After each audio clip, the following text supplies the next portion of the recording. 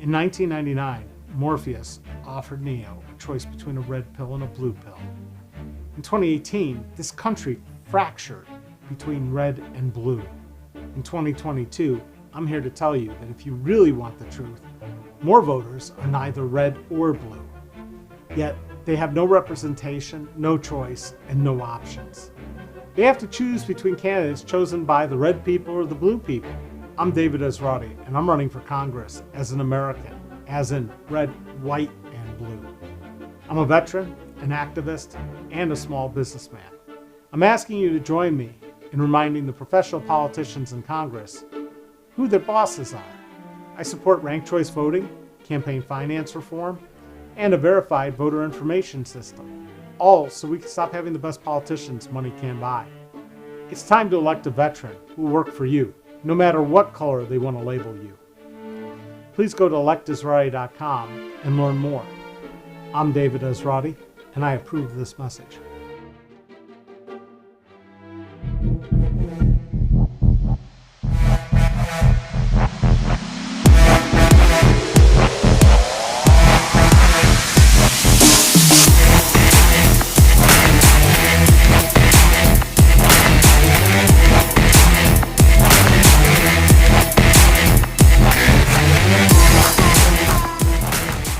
In Jurassic Park, you thought those little baby dinosaurs were cute until they turned into out-of-control carnivores. That's sort of what happens to government when we elect people based on very expensive advertising campaigns and propaganda. I'm David Esrati. I'm a veteran and a small businessman running for Congress. You don't want professional ad people and pollsters to sway your vote. All those hot-button issues like gun control, abortion, borders are all politicized to stop you from voting rationally. And thinking rationally seems to be in short supply these days. Most Americans have been voting against their own best self-interest for a long time because we've allowed money to buy our leaders. 1 million Americans died in the last 2 years because our leaders couldn't lead. It wasn't that hard. Mask, distance, test, and then vaccinate. In an instant, we had billions to spend on healthcare for COVID, when for years we've been told we can't provide healthcare for everyone equally in this country. That's an unintended consequence of the pandemic. If you think about it, our government can pretty much do whatever it wants, or what the people who buy our politicians tell our leaders to do. We also had a ton of money to prop up businesses. The next thing you know, it turns out that a living wage was not only possible, but necessary.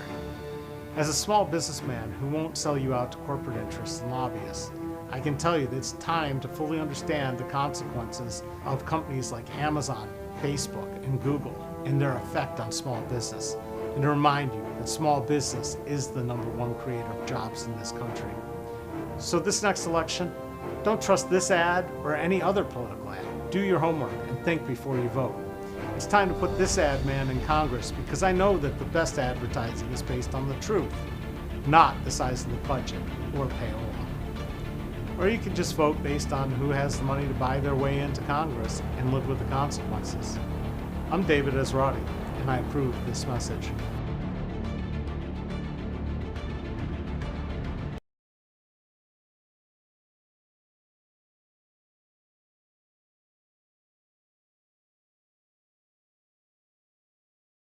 The moment you've been waiting for, the live stream about Starter homes, the one that we tried yesterday and had some technical difficulties.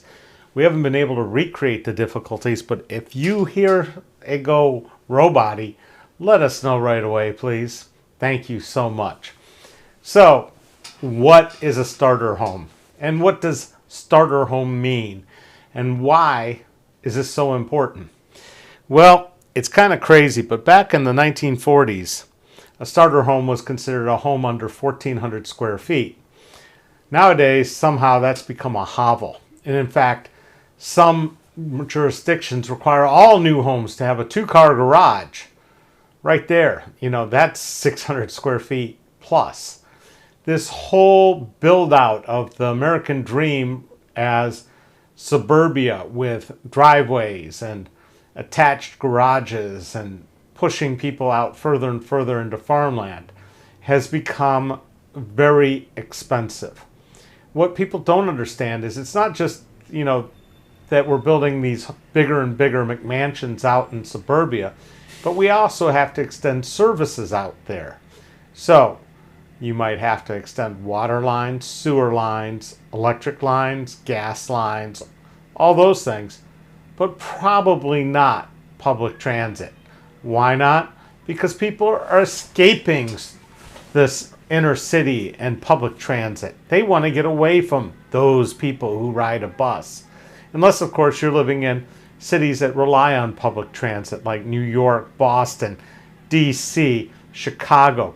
Places where they have high housing density and have lots of people packed in, and public transit becomes essential. Now, public transit is really, really the key to solving so many problems with climate change, to solve problems with an underperforming economy. When the price of gas goes up and it hits all these people that are driving their cars, you realize that you can get 60 people in a bus. Or if you've got light rail or subways, lots more, and the price doesn't have to go up as much with energy costs. These are things our current politicians just don't want to address. They don't want to talk about it. They want to sell you more cars. They want to build more houses out in suburbia. And now we're not succeeding. Back in the 40s, 70% of the homes they built were under 1,400 square feet. They were affordable. You see these homes in our community. Large parts of Belmont, Huber, all these homes. These were starter homes. There were projects called like Levittown where they built tons of them. And the crazy thing is, it worked. We had a higher standard of living than any other country in the world because people could afford to live in a house. They were close to schools. Their kids could walk to school. Things worked. By the way, that 1948 Levittown house that used to go for $8,000 back in like around 1950, now those homes are selling for $550,000. It's not just inflation, folks. It's the whole system out of whack. So, we've made the homes bigger in the last 20 years, but guess what? The number of people per home has dropped. So now instead of having 3 or 4 people in one of these smaller homes, we're down to 2.3 people in the newer ones. Now, they say that the price of land is soaring in communities where rents are going up and there's no place to put these people. Well, this is what happens when we have income inequality. So places like Cupertino, where Apple Computer is headquartered, they're having a hard time finding people to clean their houses, work in their grocery stores, teach their kids, because the people can't afford to live in the community. And Apple's having to step in and do what government was supposed to do, provide a community for the people. It's not just Apple, it's not just Cupertino. Disney World is doing the same thing down in Orlando, which has they have the highest number of people paying more than a third of their income in rents. It was named the worst city in the nation for affordable housing, with just 13 affordably priced homes for every 100 low-income renters. They are shorted more than 60,000 units. And so Disney is stepping up and building them, because otherwise they'd have to pay their employees more than $15 an hour, which works out just shy of $31,200 a year. Now, some of the things that you might run into that could cause problems for these starter homes or low-income housing or working to get working people housed. Well, in Dayton, we have a law that says you can't have more than 3 unrelated people living in a home. You do that, and you're violating the law. We have rules against short-term rentals or single-room occupancy.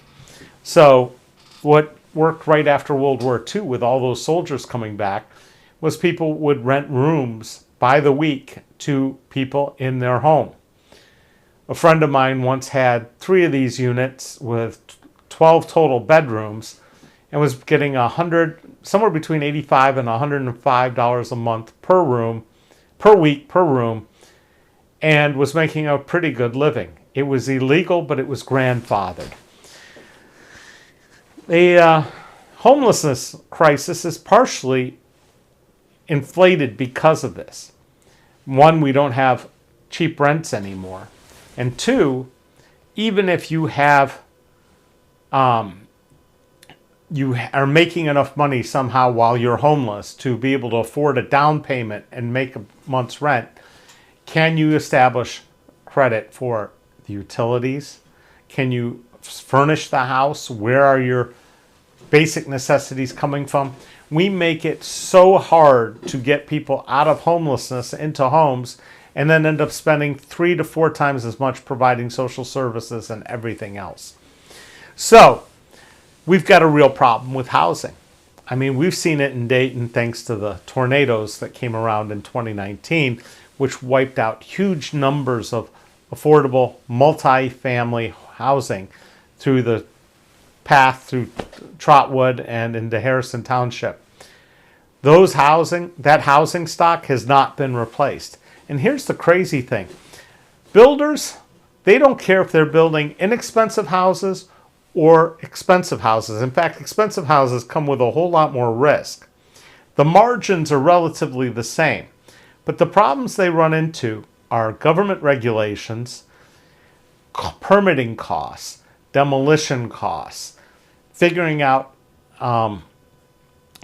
getting clear title to land, getting through all the processes that have to be done according to government, and then you've got banks who are unwilling to lend on speculative property unless you've done it before.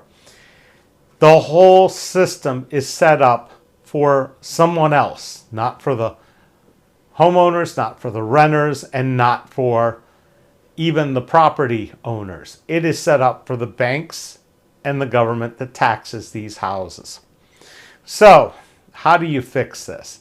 How do you solve these problems? And we've talked a bit about sprawl. We've talked about economic development. We've talked about all kinds of things on this podcast already. And basically, they're saying, well, there isn't cheap real estate available. Well, I hate to tell you, all of West Dayton is cheap real estate and used to have tons of people living there. And they had jobs and they had places to work over there. And they had services. The services have disappeared. Okay? The grocery stores, the pharmacies, I mean, it is a wasteland.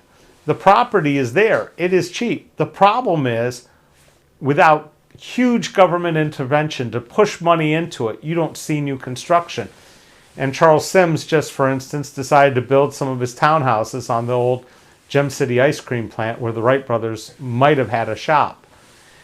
That's great and fine. That's in Wright Dunbar, where the city spent millions of dollars 30 years ago to rehab a neighborhood and title it a historic district. But just west of there are entire city blocks sitting vacant.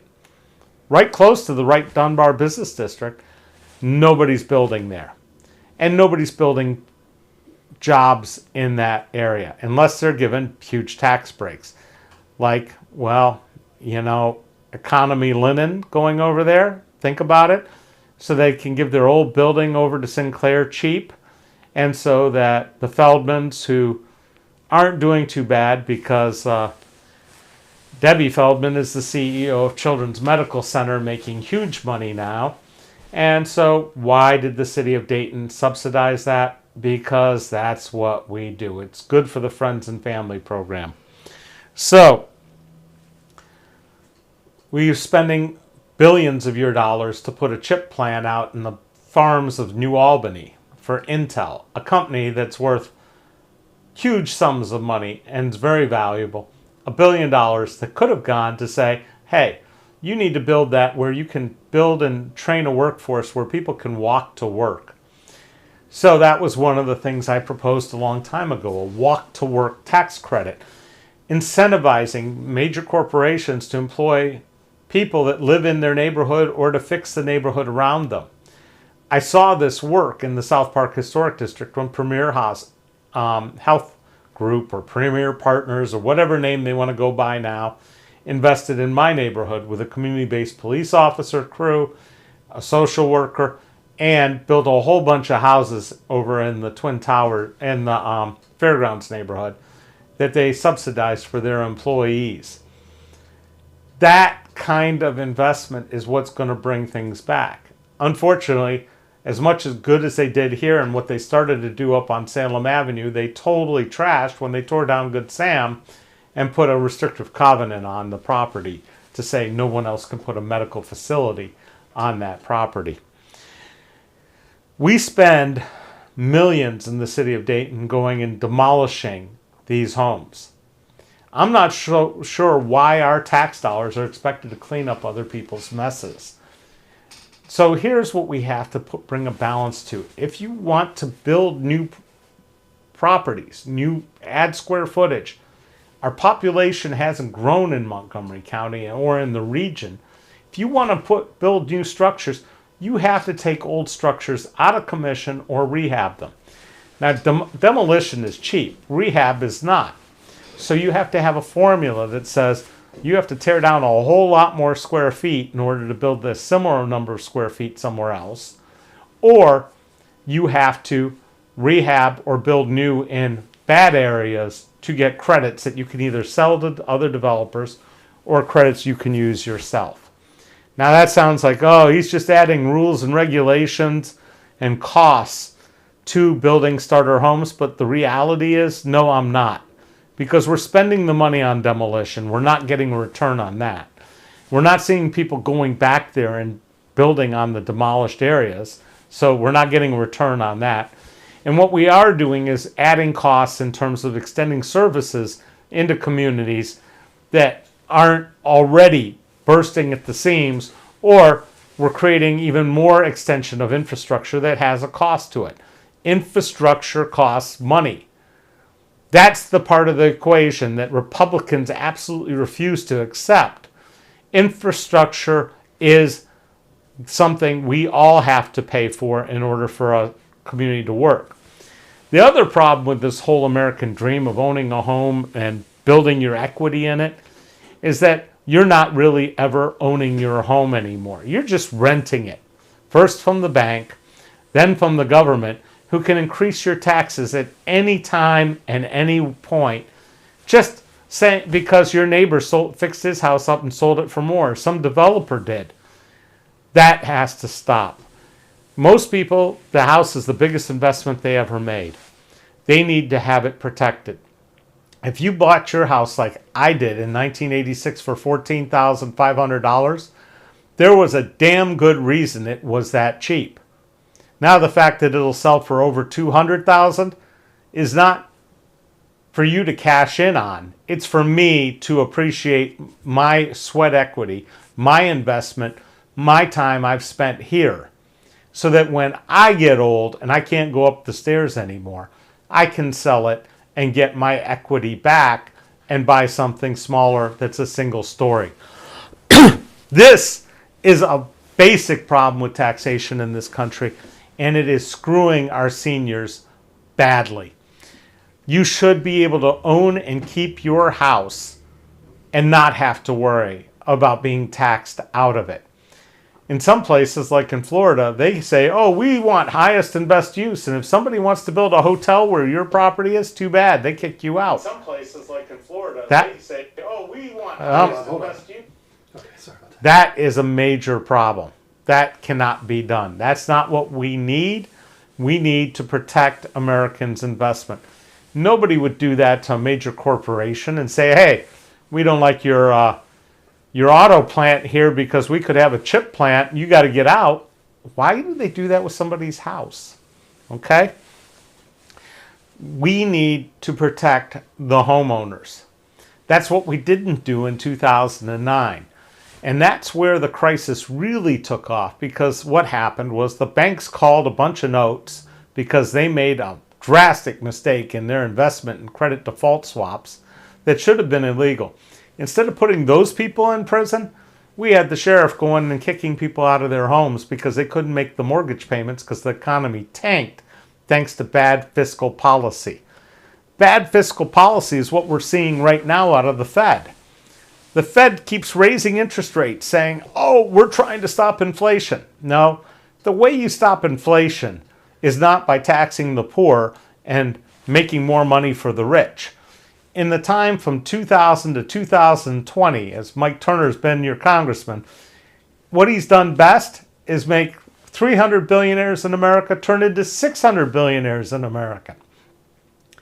That's too many billionaires, folks. And 19 of them are backing him for his run for re-election. Look, nobody can spend $1 billion if they wanted to. Okay? They shouldn't be making billionaires. They're making it and not returning it to the economy. They're building spaceships. Come on.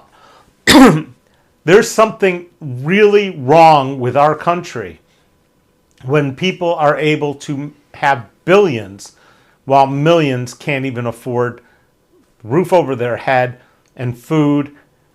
It's gotten to be obscene. So what do we need to do? We need to believe in starter homes again.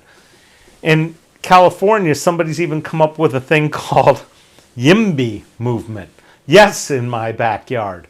They're advocating for cutting regulations, cutting costs, making it simpler for people to actually build accessory dwelling units, ADUs, so you can have a grandma's suite in the backyard. That's something that's been happening in South Park since the turn of the century. There's still several of them where you'll find an entire house or carriage house in the backyard with full living quarters. There is nothing wrong with that. However, current zoning says no. We've got another problem, and I'm a part of it, is Airbnb. It's become much more lucrative to have temporary housing instead of long-term housing, creating hotel-like experiences in the community. Now, my rentals, I rented them for 25 years, and my parents lived in one for 10 of those. I've had lots of starter marriages and kids get their first place to live, and I didn't pillage or steal from them. I charged a reasonable rent. But when my parents both passed, I had all this stuff and I couldn't part with it. And that's where I got the idea to make one of them into an Airbnb. The second one only came when a friend of mine rented it, signed a lease and backed out and said, oh, just make it an Airbnb. I'm like, well, that requires a whole bunch of stuff. And she said, you can keep my stuff because I'm moving out west. That's how the second one came along. But for instance, I've got a great starter home sitting there on Johnson Street that belongs to my veteran that I take care of that I'd like to go and rehab. But guess what? The banks are saying, well, we can't loan you that much money to build that out because it won't return an investment to us, or it's not valuable enough, or, one thing after another. And the fact is, their numbers are just saying, we can't make enough money according to what we have to make because we've basically written all the laws for lending. And so we're not going to help you. So coming up soon, we're going to have a little plan with another YouTuber, one of my neighbors who has a YouTube channel called 50 Acres in a Cabin. And we're going to start working on this project as a YouTube channel on its own, talking about rehabbing an old home, talking about fixing a neighborhood, talking about progressive ways to solve these problems. And I hope to get the first episode to you in a couple, hopefully by the end of next week. I don't know if that's going to happen. We'll have to see. So, I don't see any questions from anybody. That's the cool thing about this, is it's an interactive process, and I'll answer your questions. But for me, my starter home had been on the market for 2 years, and it had started out at $22,900. It was listed for $17,900 when I looked at it. I offered $14,900 and they took it. That's how bad the housing values were in my neighborhood. Now, I could have bought the entire block for $15,000 a pop, but I didn't have that kind of money at age 28. Also, all of those homes needed extensive work.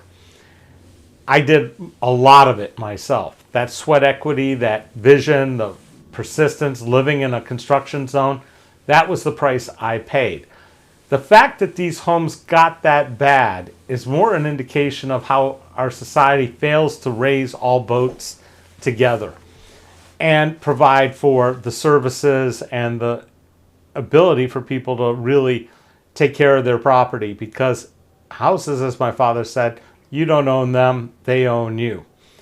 So I've worked really hard to fix my block up. I joke about being the Baron of Bonner Street. The building we're shooting this in right now was a corner grocery that had been closed for years. I bought it for $2,200. It had $2,400 in back taxes, and it took a lot of work to put it back together. And now people love it. It needs work now, but this summer my shoulder kind of kept me from doing the things I wanted to do. Plus this stupid side thing that I decided to do, like run for Congress. So there are lots of properties in the city of Dayton that are ready and waiting for rehab. Problem is, they're not where people want them. So somehow we have to create value in those rehabs that translates. We have to do this carbon balancing type tax system in order to get people to invest in the right communities and do the right thing. We also need to start incentivizing employers for walk-to-work workforces. It's the right thing to do. It builds great communities. And you know what? That old company town model wasn't so bad after all. It had its advantages. So, I don't see any questions. I do have an announcement for tomorrow. If everything goes according to plan, and this depends on the funeral, when it's going to be for somebody, we are going to have a guest to talk about end of life and the right to choose when to check out. This has been a subject that's been important to me for a long time. My first love was a girl named Katie Jones in 3rd grade. She went on to go to Ohio State, get a law degree, moved out to Albuquerque. When she was 28, she got stricken with multiple sclerosis. By the time she was 33, she was bedridden, couldn't feed herself, could barely talk, and she had an assisted suicide. I think of her often. She couldn't say goodbye to the people she cared about. The only people who knew were her sister and her mother, because it was illegal what she did. Tomorrow's guest is somebody that I've known for a long time, who went through a horrible journey with the love of her life, who was stricken with dementia, Alzheimer's, and basically lost all quality of life before he finally passed. And they researched it and went and looked out for ways to solve this problem. And some of them are crazy. I mean, you can spend $10,000 to go to Switzerland. You can move to Oregon and become a resident. There are all kinds of ways that you could do this. It's kind of bizarre. We can put our pets down, but we can't choose for ourselves when it's time to exit this earth. So I hope you tune in tomorrow and join me on that, and know that I am a supporter of assisted suicide. I believe in people having the right to make the choice when they want to leave. I don't like the fact that some people have to do it in ways that are messy mean, or any other way that, I mean, suicide is never fun, but finding your loved one with a bullet through their brain, or sitting in the basement with a garbage bag tied over their head, is not exactly something you can get over. If we make it legal and humane, we will see a lot less pain and agony and bring dignity back to dying. So that's something that I don't think too many politicians will talk about. It's something I feel is very important, and I hope you tune in tomorrow at 4. Thank you so much for watching, and we'll see you tomorrow.